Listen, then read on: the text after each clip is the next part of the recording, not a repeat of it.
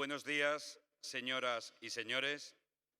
Bienvenidos al Palacio de Fomento, sede del Ministerio de Agricultura y Pesca, Alimentación y Medio Ambiente, donde tendrán lugar las jornadas de debate Ley de Cambio Climático y Transición Energética, España, Juntos por el Clima.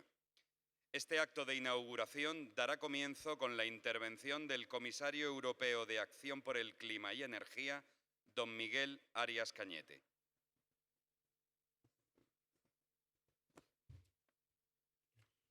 Señor presidente del Gobierno, señora ministra de Agricultura y Pesca, Alimentación y Medio Ambiente, señor ministro de Energía, Turismo y Agenda Digital, señoras y señores.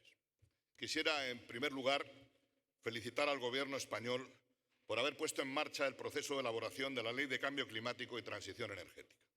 El lanzamiento de esta iniciativa legislativa y la organización de estas jornadas de debate son una muestra clara del compromiso de España con la lucha contra el calentamiento global. La ley que va a ser objeto de debate en estas jornadas será sin duda un instrumento fundamental, junto con los planes integrados de energía y clima y las estrategias de descarbonización Horizonte 2050 que España y el resto de los Estados miembros de la Unión Europea deberán elaborar para alcanzar los objetivos en materia de energía y cambio climático y favorecer la actividad económica, la competitividad y el empleo. Centraré mi intervención en tres temas fundamentales. Primero, quisiera destacar qué supone el Acuerdo de París y referirme al proceso seguido hasta su consecución. En segundo lugar, destacaré la necesaria transición energética que la consecución de los objetivos pactados en París comporta. Y finalmente, enunciaré las políticas y medidas que la Unión Europea pone en marcha para alcanzar los objetivos establecidos en sus acuerdos climáticos y hacer efectiva la necesaria transición energética. El Acuerdo de París es un hito histórico que cambiará el destino de generaciones futuras en todo el mundo. Sin embargo, en la Unión Europea la lucha contra el cambio climático comenzó mucho antes de la conclusión de este acuerdo. En los años 90, cuando la evidencia científica empezaba a dar muestras inequívocas sobre el origen antropogénico del cambio climático, surgió por primera vez la necesidad de establecer normas más estrictas a nivel internacional para reducir las emisiones de gases de efecto invernadero. En 1997 se adoptó el Protocolo de Kioto, el primer acuerdo internacional que introducía objetivos jurídicamente vinculantes para la reducción de emisiones de carbono. Pero adolecía de dos grandes carencias. Al inicio, solamente cubría las emisiones de los países desarrollados, un 30% de las emisiones globales. Y además, los Estados Unidos, que habían acordado y firmado el texto del protocolo, se negaron a ratificarlo, lo cual produjo un efecto contagio en Canadá, Rusia y Japón, que no continuaron en la segunda fase del acuerdo, con lo que Kioto apenas cubría el 15% de las emisiones globales mundiales. Desde entonces se empezaron a buscar procesos más eficaces para subsanar las carencias de Kioto. La hoja de ruta en Bali en 2007, la conferencia de Copenhague en 2009 y la cumbre climática de Durban en 2011 establecieron las bases para las negociaciones de la COP en París, a las que luego me referiré. Para cumplir los objetivos de Kioto, en diciembre de 2008 los líderes de la Unión Europea establecieron objetivos para 2020 en materia de energías renovables, eficiencia energética y reducción de gases de efecto invernadero, los conocidos como Objetivo 20-20-20. A fecha de hoy, la Unión Europea y España están en trayectorias que aseguran que tales objetivos serán alcanzados. En materia de reducción de emisiones, la Unión Europea en 2015 ya alcanzó los objetivos de 2020, porque fueron las emisiones un 22% inferiores a las de 1990, mientras que el Producto Interior Bruto creció en el mismo periodo un 50%. España también sigue una buena trayectoria y nuestras últimas proyecciones señalan que reducirá sus emisiones no cubiertas por el mercado europeo de carbono en un 12,4% en 2020 respecto a 2005, sobrepasando el objetivo del 10% que le había sido establecido en la legislación comunitaria. En materia de renovables, el porcentaje en el consumo total de la energía de la Unión Europea ya fue del 16,4% en 2015 y en España el mismo año el porcentaje era del 15,6%, superior al establecido en la trayectoria indicativa de un 13,8%. Y nuestras previsiones confirman que España alcanzará con creces sus objetivos para 2020. Y lo mismo ocurre respecto a la eficiencia energética. Pero la Unión Europea no solo tenía desde antes de París objetivos climáticos a corto y medio plazo, sino que también desde 2011 adoptó una hoja de ruta para reducir sus emisiones de gases de efecto invernadero en el horizonte 2050, estableciendo una reducción para dicha fecha del 80% respecto a 1990, con hitos intermedios del 40% en 2030 y del 60% en 2040. Con anterioridad al Acuerdo de París, el Consejo Europeo de octubre de 2014 estableció nuevos objetivos energéticos y climáticos para 2030. Una reducción de al menos 40% de los gases de efecto invernadero respecto a los niveles de 1990 a realizar mediante acciones puramente domésticas, una cuota de energías renovables que en 2030 sea como mínimo un 27% del consumo total de energía en la Unión Europea y un objetivo indicativo consistente en que la eficiencia energética mejore al menos un 27% en 2030 respecto a las previsiones de consumo energético futuro sobre la base de los criterios actuales. Pero para frenar el proceso de calentamiento global y el crecimiento continuo de las emisiones, las acciones de la Unión Europea y de los países desarrollados que siguieron participando en Kioto eran claramente insuficientes y hacía falta un acuerdo climático global con objetivos vinculantes. Tras años de esfuerzos, el 12 de diciembre de 2015 se alcanzó un acuerdo histórico en París. 195 países del mundo, que representaban el 95% de las emisiones de carbono, se comprometían, por primera vez en la historia, a combatir el calentamiento global fijando un objetivo a largo plazo para limitarlo muy por debajo de los 2 grados centígrados sobre los niveles preindustriales y realizar esfuerzos para limitar ese aumento a 1,5 grados a final de siglo. A fecha de hoy, 146 partes lo han ratificado y 139 han presentado sus contribuciones determinadas a nivel nacional, cuyas acciones de desarrollo de energías renovables y eficiencia energética van a requerir, para ser plenamente implementadas, inversiones que la Agencia Internacional de la Energía cifra en más de 14 billones de dólares hasta el año 2030. Sin las contribuciones nacionales derivadas del Acuerdo de París, el incremento de la temperatura global oscilaría entre 3,8 y 4,7 grados. Con las que hay encima de la mesa en este momento, se limitará el crecimiento a 3 grados aproximadamente. Por ello, el Acuerdo de París no es un acuerdo estático, sino dinámico y prevé una revisión periódica de compromisos nacionales cada 5 años para aumentar el nivel de ambición y cerrar la brecha entre los objetivos acordados y los efectos de la suma agregada de contribuciones nacionales, para lo cual habrá que establecer un sistema común de reglas de transparencia. No fue nada fácil alcanzar un acuerdo ambicioso en París. Hubo que romper la práctica habitual en las negociaciones climáticas internacionales, en las que China y Estados Unidos llegaban a un acuerdo de mínimos que luego trataban de imponer al resto de las partes. A iniciativa de la Unión Europea se puso en marcha la llamada Coalición de la Gran Ambición, una alianza de países desarrollados y en vías de desarrollo, incluidos los países más vulnerables al cambio climático, que fue determinante para cerrar el acuerdo y cerrarlo con los elementos necesarios para alcanzar los objetivos acordados. El Acuerdo de París, en su artículo 4, establece que para cumplir con el objetivo a largo plazo referente a la temperatura, las partes se proponen que las emisiones de gases de efecto invernadero alcancen su punto máximo lo antes posible y a partir de ahí reducirlas rápidamente para alcanzar un equilibrio entre las emisiones antropógenas por las fuentes y la absorción antropógena por los sumideros.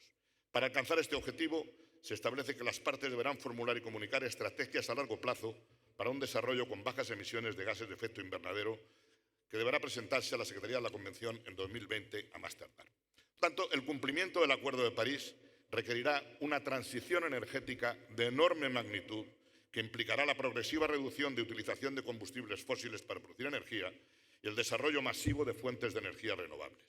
Sin embargo, antes de que la aplicación del Acuerdo de París a partir de 2021, hoy ya podemos constatar que estamos ante una transición irreversible a nivel mundial. Los datos hablan por sí solos. Por primera vez en 2015, la capacidad de generación añadida por fuentes de energía renovables superó la nueva capacidad añadida por fuentes de energía convencionales, incluyendo el carbón, el gas, el petróleo y la energía nuclear. En 2016, la capacidad de generación de energía con fuentes y tecnologías renovables aumentó a escala mundial en 161 gigavatios, un 8,7% más que en 2015. También en 2016, 173 países contaban ya con objetivos de energías renovables, lo que supone un gran contraste si lo comparamos con 2005, en que solo 45 países se habían propuesto metas. Y 146 países tienen hoy medidas de apoyo al desarrollo de las renovables. La Unión Europea no solo presentó los compromisos de mitigación más ambiciosos de todas las partes del Acuerdo de París, sino que además ya ha puesto en marcha todos los instrumentos normativos necesarios para su desarrollo y consecución. Antes de cerrarse el Acuerdo de París, presentamos la revisión del régimen de comercio de derechos de emisión de la Unión Europea. Con posterioridad, lanzamos la decisión de reparto de esfuerzo entre los Estados miembros en los sectores de transporte terrestre, construcción, agricultura y gestión de residuos para conseguir en el horizonte 2030 una reducción a nivel europeo del 30%, asignando a los Estados miembros distintos porcentajes en función de sus distintas capacidades. Pero, sin duda, el paquete legislativo más ambicioso que he propuesto durante mi mandato es el paquete de energía limpia para todos los europeos que presenté el pasado 30 de noviembre, que cubre propuestas en materia de diseño del mercado eléctrico, energías renovables, eficiencia energética en edificios y prevención de riesgos en el mercado de la electricidad. Pero para que todas estas propuestas cumplan sus objetivos de manera eficaz y coherente, hemos propuesto un instrumento que diseña por primera vez un nuevo modelo de gobernanza a nivel europeo. Nuestra propuesta de gobernanza agrupa las obligaciones de planificación y notificación dispersas por los principales actos legislativos de la Unión Europea en los campos de energía y el clima. Y la base de esta propuesta es la obligación de los Estados miembros de presentar planes nacionales integrados de energía y clima para el periodo 2021-2030, que tienen que cubrir las dimensiones de descarbonización, eficiencia energética, seguridad energética, mercado interior de la energía, investigación, innovación y competitividad. Adicionalmente a estos planes, los Estados miembros deberán elaborar y comunicar a la Comisión sus estrategias de bajas emisiones a largo plazo con una perspectiva de 50 años. Es evidente que las políticas energéticas y climáticas son políticas de largo plazo. Son políticas que requieren un gran acuerdo político. Son políticas de Estado que no deben estar sujetas a los avatares de los procesos electorales. Por eso, felicito al Gobierno español por lanzar esta Ley de Cambio Climático y Transición Energética con un proceso transparente, abierto y participativo, como muestran estas jornadas, y por trabajar para conseguir el consenso necesario que los planes integrados y las estrategias a largo plazo van a requerir. El reto del cambio climático, el compromiso que tenemos con las generaciones futuras, exige altura de miras, política con mayúscula. Estoy seguro del éxito de estas jornadas y ofrezco todo el apoyo de la Comisión Europea para que España sea un ejemplo en la puesta en marcha y ejecución de la transición energética que los compromisos que hemos asumido con el cambio climático requieren desarrollar. Muchas gracias.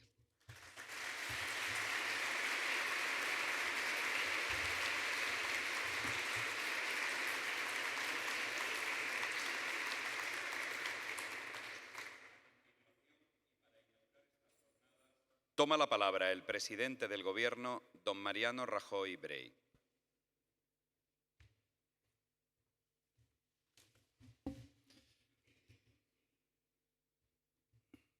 Señor Ministro de Industria, Energía y Turismo, señora Ministra de Agricultura, Pesca, Alimentación y Medio Ambiente, señor Comisario Europeo de Acción por el Clima y la Energía, autoridades, señoras y señores, queridas amigas y amigos. Muchas gracias por su asistencia e implicación en estas jornadas de debate.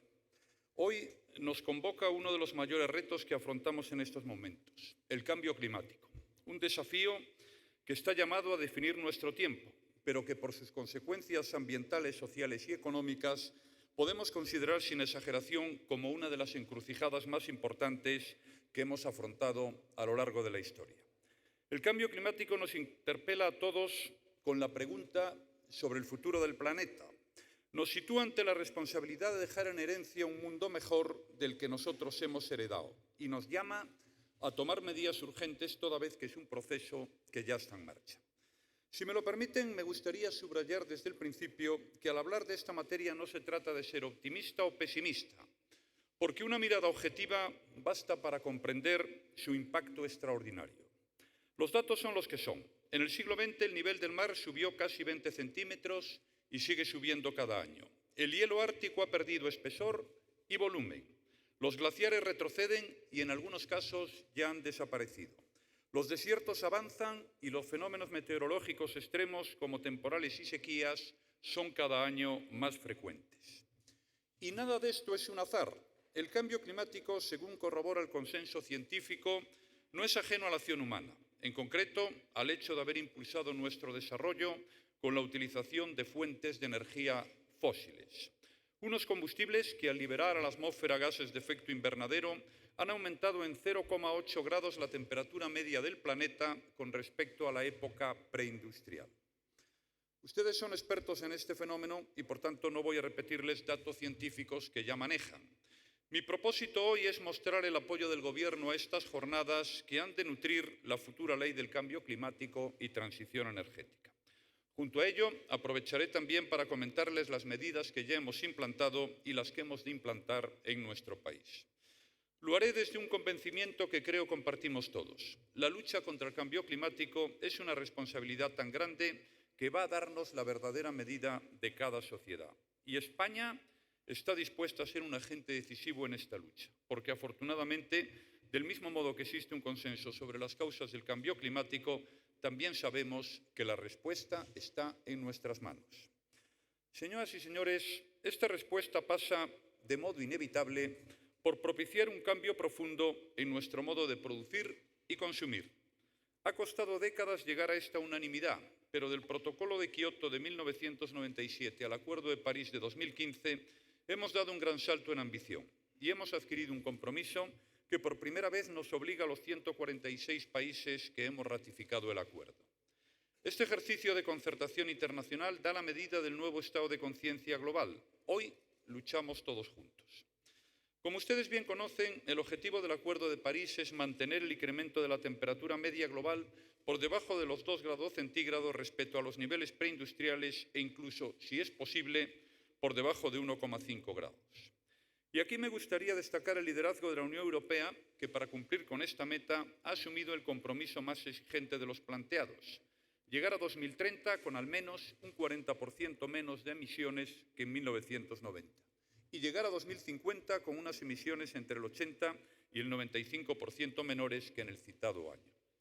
Nuestro país no solo comparte, sino que quiere estar a la vanguardia de este compromiso. Por eso, en París, España se obligó a dotarse de su propio marco nacional mediante una ley de cambio climático y transición energética que el Gobierno quiere hacer realidad esta legislatura. Una ley con la que queremos impulsar la transición de nuestra economía hacia un modelo bajo en carbono y capaz de ganar enteros en competitividad. Y una ley que ha de contar con el mejor conocimiento científico y, por tanto, con la aportación de estas jornadas. Señoras y señores, no partimos de cero. A lo largo de la 10ª legislatura hemos hecho avances sustantivos en la lucha contra el cambio climático. No puedo detallar cada una de las medidas, pero creo que es conveniente subrayar algunas acciones de impacto. Les hablo de iniciativas innovadoras como los planes de impulso al medio ambiente y los proyectos de clima, del registro de huellas de carbono, de la incorporación de la variable del cambio climático en las grandes leyes del medio ambiente y, por supuesto, de las medidas de adaptación a los impactos del cambio climático.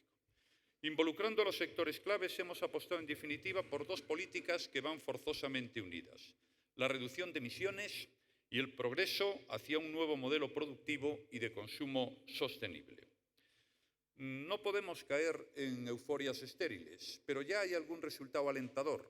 Las emisiones no solo se han reducido, sino que hemos logrado demostrar algo clave: que el crecimiento económico no está necesariamente ligado al crecimiento de las emisiones. Y a consecuencia de ello, también hemos demostrado algo importante: que España es un país que cumple. Cumplimos con los compromisos de Kioto, cumplimos con París y con la Convención del Cambio Climático, porque entre 2012 y 2015 hemos aportado unos 1.400 millones de euros de financiación climática pública a países en desarrollo. Y nuestro objetivo es aumentar nuestra aportación hasta los 900 millones anuales a partir de 2020. Señoras y señores, si hay un campo donde debemos ser ambiciosos, es este. Por eso debemos seguir sumando pasos positivos con una meta clara en mente: la descarbonización de nuestra economía. Cada país ha de definir en este ámbito su propia estrategia de acuerdo con sus características. Y aquí España tiene sus propios retos. El primero pasa por minimizar los impactos del cambio climático en nuestros sectores, ecosistemas y población más vulnerables. Este es un punto de especial importancia, porque España es el país con mayor biodiversidad de Europa y tenemos la responsabilidad de proteger ese patrimonio natural. El segundo reto busca descarbonizar nuestros principales sectores productivos, al tiempo que esa transición estimula el crecimiento económico y el empleo y fortalece nuestra competitividad. Este es también un punto capital, porque si logramos un instrumento legislativo coherente y equilibrado, estaremos protegiendo nuestros recursos hídricos, la agricultura, la industria y sectores de servicios tan relevantes como el turismo. Y podremos ir más allá, porque el reto del cambio de modelo, la transición hacia una forma de producir, va generando, como toda gran transformación, realidades también novedosas. Es algo que ya estamos viendo, porque año a año se están desarrollando tecnologías orientadas a una mayor eficiencia en el empleo de los recursos naturales y en el consumo energético. Y esta innovación nos permite cumplir con el doble objetivo de cuidar el planeta y garantizar un desarrollo sostenible. Pero además trae consigo nuevas oportunidades y la potencialidad de generar decenas de miles de nuevos empleos. Este es el futuro y no podemos quedarnos atrás. Si tenemos las capacidades, debemos poner los medios para alcanzar nuestros objetivos. Y la Ley del Cambio Climático y Transición Energética será el instrumento que nos permita hacerlo. Señoras y señores, la lucha contra el cambio climático va de la mano de otro de los grandes retos de nuestra época, la transición energética. Y ya les adelanto que si España se asegura un sistema energético sostenible, seguro y competitivo, no solo estaremos cumpliendo nuestros compromisos en materia de emisiones, también lograremos que la política medioambiental y energética sea un pilar de nuestra competitividad, nuestro crecimiento y nuestro empleo. No es la primera transición energética que vivimos. Pensemos en el paso del carbón al petróleo. De hecho, no podemos olvidar que España es hoy un país en cabeza de la generación de energía con fuentes renovables. De ellas depende más del 40% de la electricidad que consumimos. Y vamos a seguir apostando por ellas y hacerlo además de manera más eficiente. Porque al contrario que en otras transiciones energéticas, en esta ocasión se trata de mejorar nuestro bienestar usando menos energía y con una huella climática menor. Y se trata también de conseguir un suministro energético a precios competitivos, en tanto que el precio de la energía, como saben, es clave para nuestras familias, para el crecimiento, el empleo y la competitividad. ¿Qué implica este empeño? En primer lugar, reforzar la transparencia y mantener la sostenibilidad financiera de los sistemas energéticos para evitar que se vuelvan a producir los déficits del pasado. Este será el mejor mensaje de confianza para todos los agentes de nuestro sistema energético y muy especial para los consumidores. En segundo lugar, y de acuerdo con las políticas que está perfilando la Unión Europea, España tendrá que elaborar un plan a largo plazo que fije los objetivos en materia de renovables y eficiencia energética. Un plan que garantice una transición energética eficiente y con ella fortalezca el crecimiento, la competitividad y el empleo. No son metas fáciles ni carentes de ambición y además como país hemos aprendido la necesidad de adoptar decisiones inteligentes y sostenibles económica y financieramente, también a largo plazo. Y es que la ambición debe abordarse desde la responsabilidad. Las decisiones que tomemos sobre las fuentes de generación, la incorporación de renovables o el impulso de la eficiencia energética deben ser coherentes entre sí y estar adaptadas a la evolución tecnológica. Como ejemplo citaré la reciente subasta de renovables que el Gobierno ha llevado a cabo. Se han adjudicado 3.000 megavatios de potencia renovable, lo que supone aumentar un 10% lo que ya había. Pero a diferencia de lo que sucedía hace unos años, se ha hecho sin coste añadido para el consumidor. Además, en la subasta la demanda casi ha triplicado la cantidad que inicialmente se ofertaba, lo que demuestra el elevado interés de los inversores por nuestro país y por el nuevo marco regulatorio que se fijó en 2014. Debemos seguir por esta vía, combinando el desarrollo del sector renovable con las ventajas para el consumidor. Por ello les anuncio que hoy mismo el Gobierno ha iniciado los trámites para lanzar una nueva segunda subasta de energías renovables por otros 3.000 megavatios lo antes posible para dar un impulso adicional a nuestra estrategia en esta materia. Esto es un ejemplo de cómo debemos actuar. De esta forma, la política medioambiental y la política energética se convertirán en pilares fundamentales para la competitividad de nuestro país y con ello para el crecimiento y el empleo. Señoras y señores, a la hora de abordar el desafío del clima, tenemos un gran activo de nuestra parte, y es que cuenta con un amplísimo respaldo social. Y cuenta también, estoy convencido, con el consenso de los grupos políticos. No ha de ser difícil ponerse de acuerdo. Todos creemos en una transformación ordenada de nuestra economía hacia una economía baja en carbono, competitiva y resiliente al clima. Y la manera de garantizarla es un marco legal estable a largo plazo. El Gobierno ya se ha puesto en marcha activando un grupo de trabajo interministerial para integrar esfuerzos. Y desde la propia Administración Estamos decididos a asumir un papel ejemplar en esta transición de modelo. Pero la lucha contra el cambio climático, como decía al principio, nos compete a todos. Necesitamos que los españoles se sumen a este proceso. Todos tenemos una responsabilidad y todos tenemos mucho en juego. Por eso es lógico que la nueva ley se vea enriquecido con el criterio de aquellos que puedan hacer su aportación.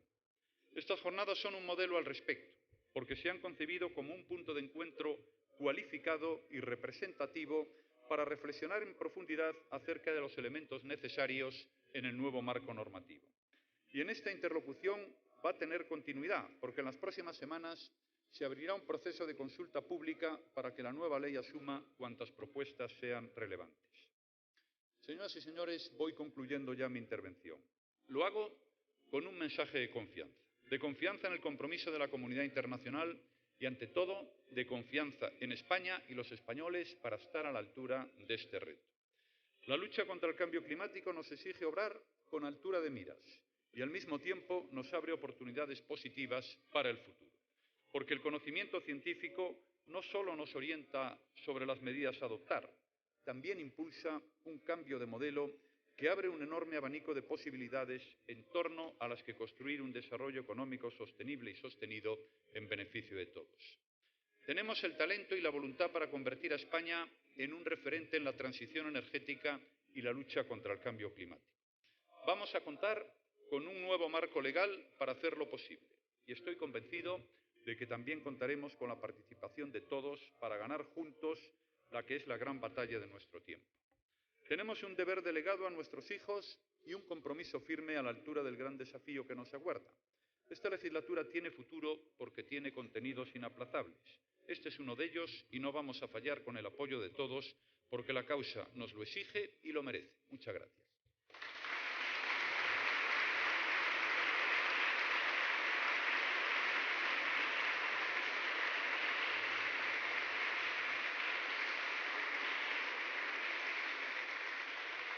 Señoras y señores, a las 11 de la mañana se reanudará la jornada de debate, dando paso a su primera mesa de trabajo. Muchas gracias. La inauguración ha concluido.